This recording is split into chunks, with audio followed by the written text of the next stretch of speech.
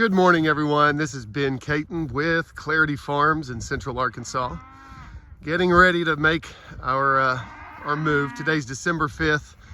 It's late morning. It's very overcast, dreary day.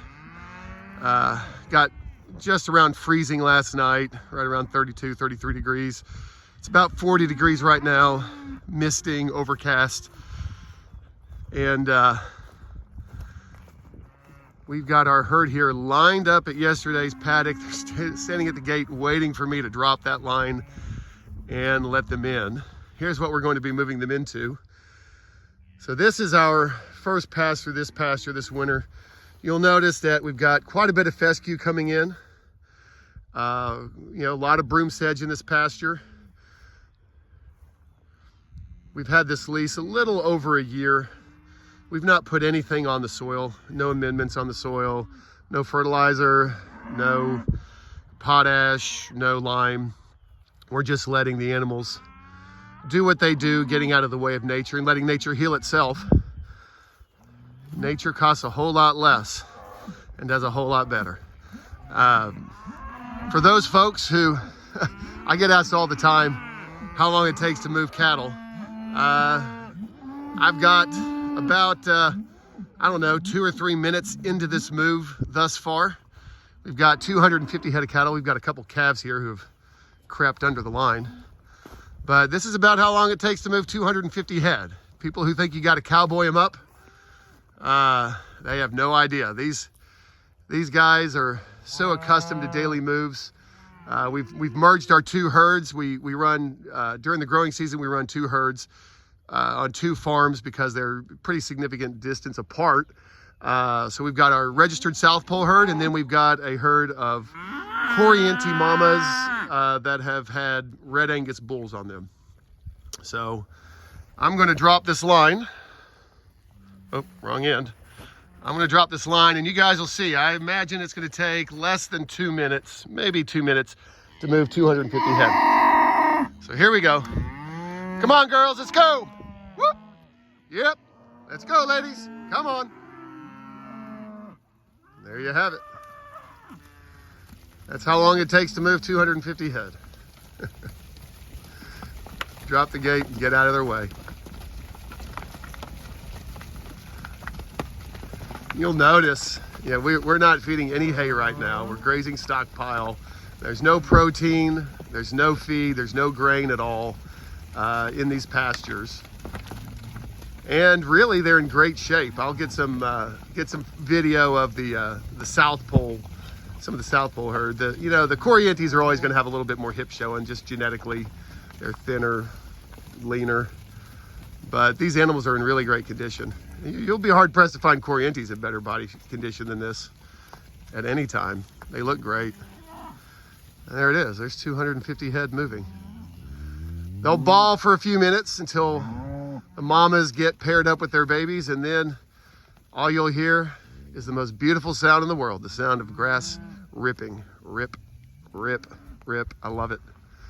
Some folks have sound machines to sleep with the sound of running water or the ocean. I think you could have a sound machine with nothing but the sound of grass ripping, and I'd sleep like a baby. It never ceases to amaze me as I drive to the farm every day, how many farms I pass where, the farmer has come in and cut hay in July or August. They basically scalp their pastures, leave half an inch or an inch. It looks like you could put a golf ball in their pastures on a putting green. And they don't stockpile for the winter. If we were feeding hay, we'd be feeding about 8 bales. We'd be feeding probably, 7,000 or 8,000 pounds of dry matter a day, which means, we'd probably be spending $500. This was a drought year, though can't hardly tell it here. We had a D3 drought here. And so that every day that we can graze, we're saving about $500 in feed costs. And even in a drought, I think we're going to be able to, normally we want to graze 365 days with no supplements and no hay. I think we'll probably get to the end of February. So we'll probably have to feed hay this year through the better part of March. Our spring flush will actually have started, but we want the grass to get a great jump start before we start grazing it again in the spring.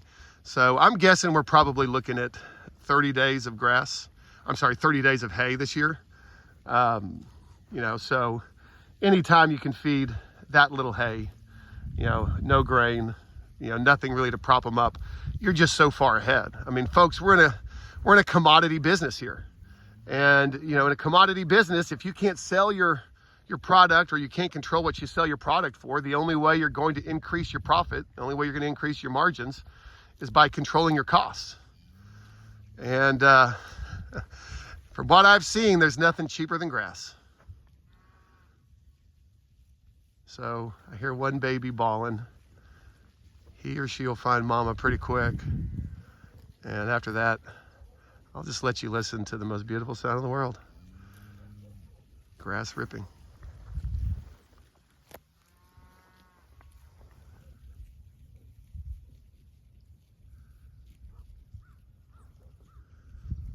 I'm going to go back to the paddock that we just vacated.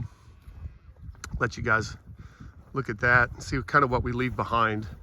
So traditionally, we've always tried to make 2 passes in the winter. So we make a pass through, hit it fairly hard, and then the second pass through, we increase the size of our paddocks. And you know, we try to really take it down. This year, we're going to do something a little different. We're only going to make 1 pass this year, but we're going to hit it harder. So what I've done is decrease the size of our paddocks. And frankly, you know, looking at this, you'll look and see what we've got here.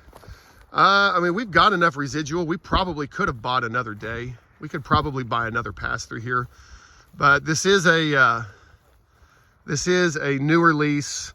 As you can see, there's a lot of broom sedge out there, and I'm wanting to leave a little bit more residual so we can just get a really good jump start in March when our spring flush begins. But I mean, folks, look at this. This is December 5th, and look at that manure pat. There's nothing wrong with that. What we look for in the winter, we just want to make sure that we don't mind it stacking up a little bit. A lot of folks get really concerned when their manure stacks up. If it stacks up, but upon further inspection, you don't see a lot of undigested fiber, you're really doing okay.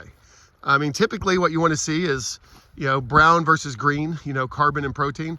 You know, what you want to see is about a 5-to-1 ratio. You know, 1 part green for 5 parts brown. We still have some cows that are lactating, so we'd like to see a little bit better ratio than that. But this fescue in here is providing them with enough protein that they're able to digest all of these dormant warm season grasses you're seeing. You know, this pasture is probably, I would say 15% fescue. And the dominant species here is of grass is Bermuda, which has gone dormant. It's, you know, we've had several freezing nights. So, you know, there's a lot of folks who say you can't graze warm seasons. You can, as long as you've just got enough green to provide that protein to help them break down and digest that brown. I mean, look at that. It's December 6th. There's nothing supplementing that manure or that cow. And if you look in there, there's no undigested fiber. So if it stacks up a little bit, I wouldn't be too concerned. It's not ideal, but at the same time, as long as they're digesting everything, they're looking great. You know, healthy poop, healthy animal. Now, if it does start to stack up and you notice undigested fiber, you probably need to come in and supplement some protein. If they're not able to break down everything or almost all that they're consuming, it probably means they need a little bit of protein in their diet, and it doesn't take much. So a perfect example, our first farm that we purchased was 90% broom sedge when we bought it. And that first winter was rough because we grazed broom sedge. I gave them a new, a lot of folks say they won't eat broom sedge. They will. They may not like you, and they'll let you know about it. but you can get him to graze broom sedge. The problem is, a cow can starve to death with a belly full of broom sedge. It's just, there's not a lot of nutrients in it, and it's really hard for them to digest it and break it down. So we put out protein buckets. It was cheaper than hay, and it was easier from us from a logistics standpoint.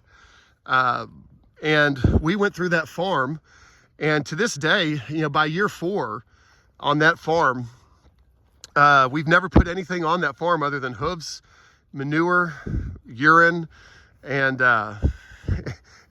really that's it. Nothing input wise, no fertilizer, no lime, nothing.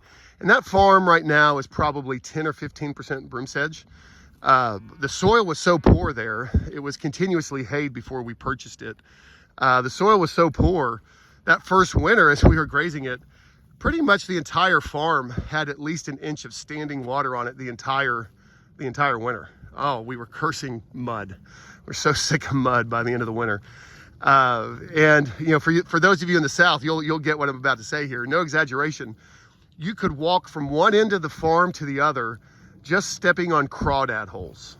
And if you're from the South, you're familiar with crawdads. Where you have crawdads, you have very poor soil. It means it doesn't drain, it's compacted. And because of continuous haying, the soil there was just compacted. You just couldn't get water to infiltrate. But by the 4th year, roughly year 4, just by grazing it properly, letting grass reach a more mature stage and letting those fibrous roots penetrate the soil and begin to aggregate the soil, it started to drain. And if we were to visit that farm right now, you would not see a single crawdad hole out there. Not because we did anything amazing or wonderful. We just got out of the way of nature and let nature heal itself. I can't emphasize that enough, folks. It's biomimicry. Mimic nature. If you don't find it in nature, you probably shouldn't find it on your farm. You don't find bare soil in nature. Why would you denude your soil? Why would you strip your soil of her covering, of her clothes? Mother Nature is very modest. If you strip her naked, she's going to cover herself. It's called weeds. Where you find weeds, you can go back and find mismanagement at some point. Weeds aren't the problem, they're indicative of the problem. They're the symptom, not the cause. And so, what we want to do is get out of the way of nature. But listen to this, folks.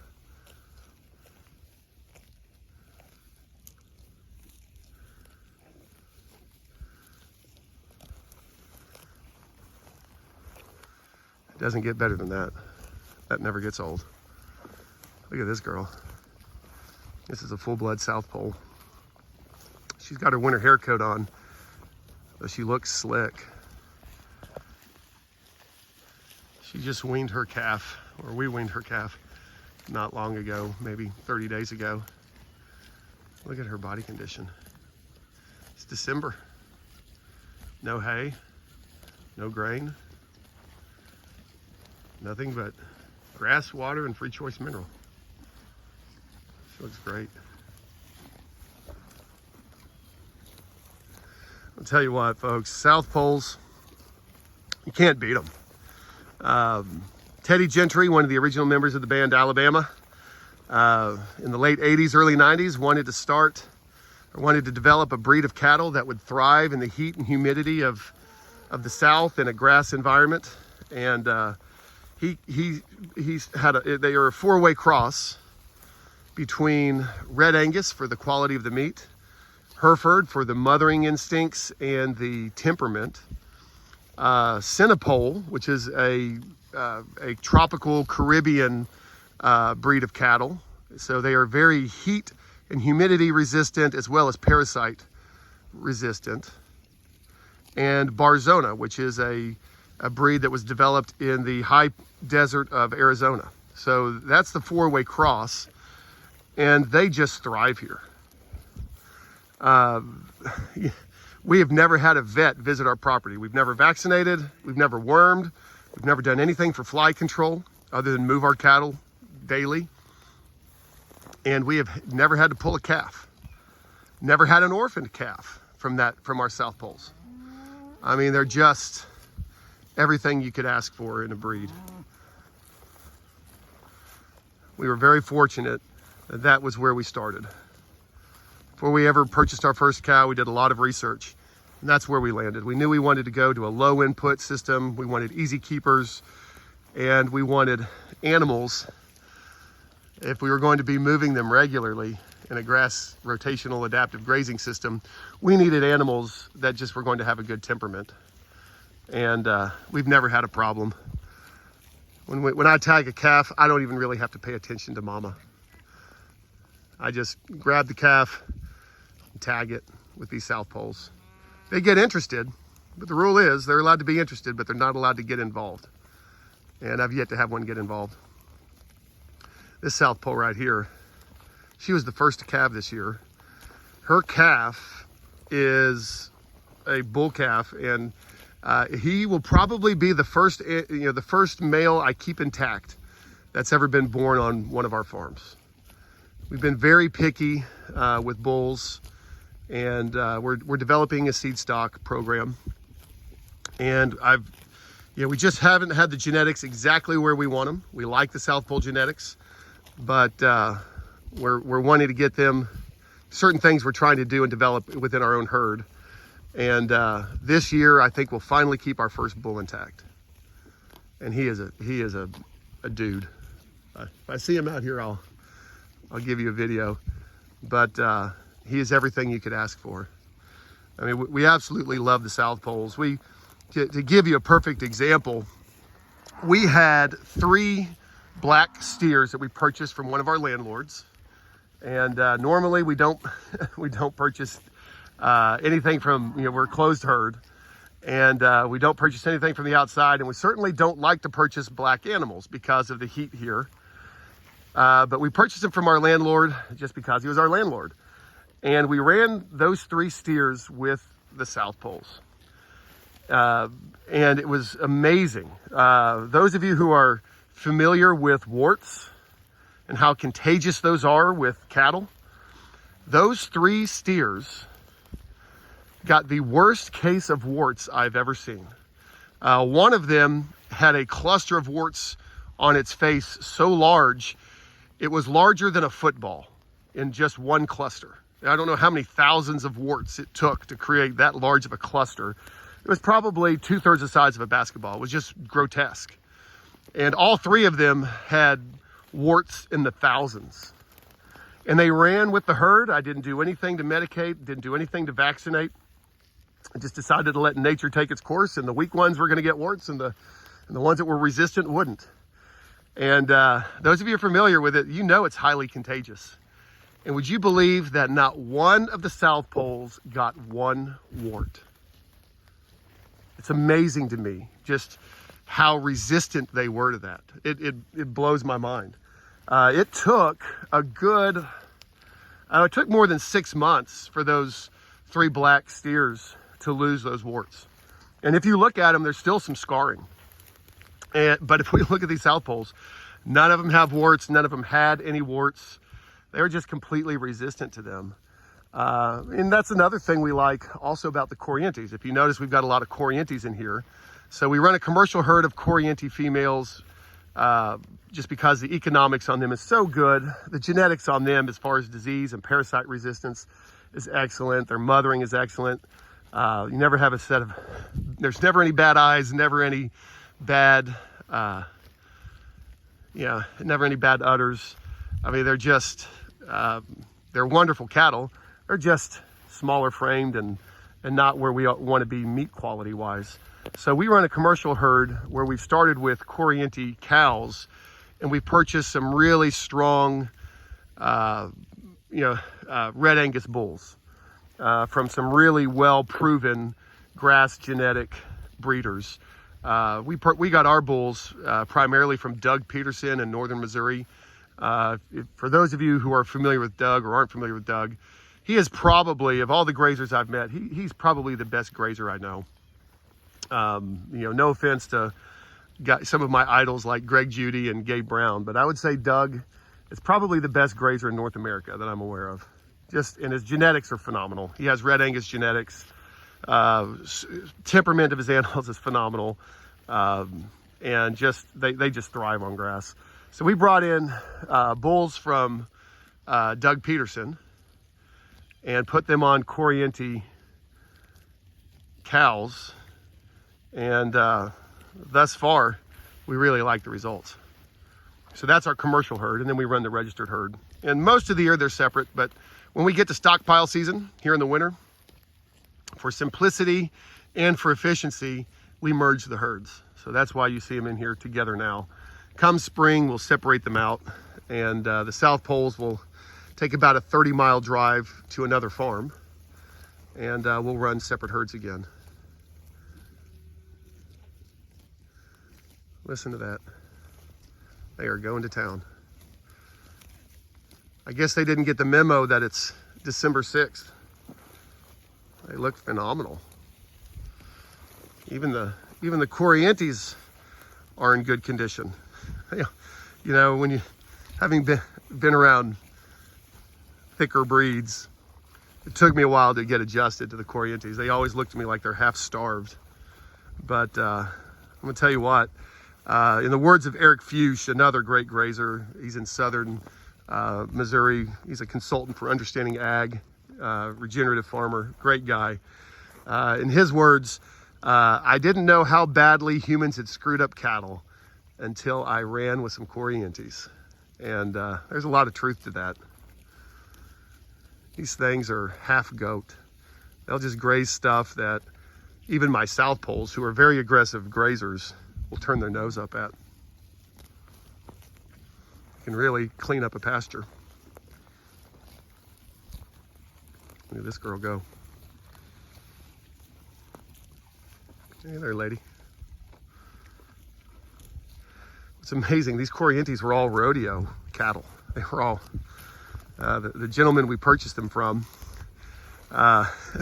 he basically sells a crop of calves to the rodeo when the previous crop is worn out. So he swaps them out, and the worn out ones, the ones that have been on the circuit for a year, he basically breeds them and sells them as bred cows, and works with the buyer so that he can come back in and purchase the calves.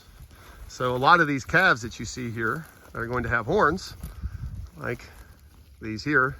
They'll be going back to him here in a couple months to get ready for the next rodeo season. And we'll swap them out with him for, you know, probably some heifers that are ready to breed. But you would think, with them having been been roped and rodeoed, that they'd be flighty or just have a bad temperament. But really, compared to most cattle, you know, they really, we haven't had any issues with them. They haven't shown any aggression, that's for sure. A few of them, you know, are a little bit skittish, and we'll cull them out over time. But the majority are very easygoing, easy keepers. Don't have any real issues with them trying to get out. It took us less than 2 days to break these Corrientes to hot wire. It's really an easy process. I guess I'll probably need to do a video on that, just for those of you who haven't had to break an animal or an older animal to hot wire. It's a pretty easy process, but we haven't had any issues. Now the South Poles are just, they're docile to a whole nother level. They're almost like bottle babies. None of them were bottle babies, but a lot of them just, you know, have an easygoing temperament. You know, this girl right here, for instance, I'm walking up on her, she doesn't care.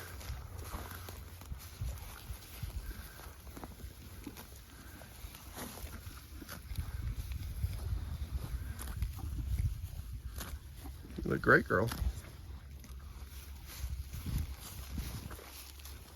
Let me get behind her. You'll see. Now we have not weaned her bull calf yet. And she's in great condition. For December, grass only. with a 500-pound calf on her. We're about to wean her calf. He'll get weaned in the next couple weeks. We used to not ever wean animals. We let them wean their own calves off and considered it really a genetic disorder if they wouldn't wean them off. You don't see anyone come in and intervene in nature and force animals to wean their calves off. They just do it naturally. And what we found was, I think I've only had one not wean their calf. And you could usually tell when a cow was about to calf because her previous year's calf, 2 or 3 weeks before she calved, with her new calf, her calf from the previous year, you could catch them trying to steal milk. So, mother would kick them off and wean them herself. And they would try to make the rounds and get a snack. But we really haven't had any issues with it. We are going to wean this year for a couple reasons. One, just for simplicity's sake, separating out the herds. But two, we do have a lot of heifers among the Corrientes.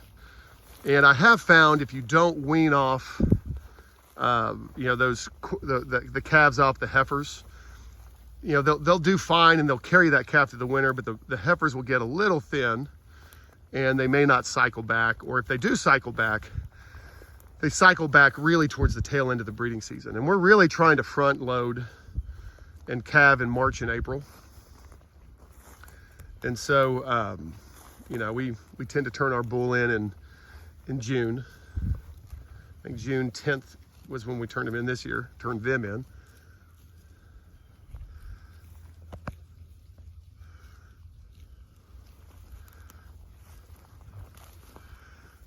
Well, you guys are probably getting bored by now. If you like the video, please subscribe. I intend for this to be the first video we post on our channel, Grazing 365. If you've got any suggestions, both whether that be things we can do and improve, there's folks out there doing this better than us guys, and we know it. So if you've got areas that we can improve, both in our management and the quality of our videos, let me know. And if there's anything you want us to do a video on, put some suggestions in there. We're wide open. Having said all that, I wish you all a good day. This again is Ben Caton with Clarity Farms, Grazing 365. Have a good day.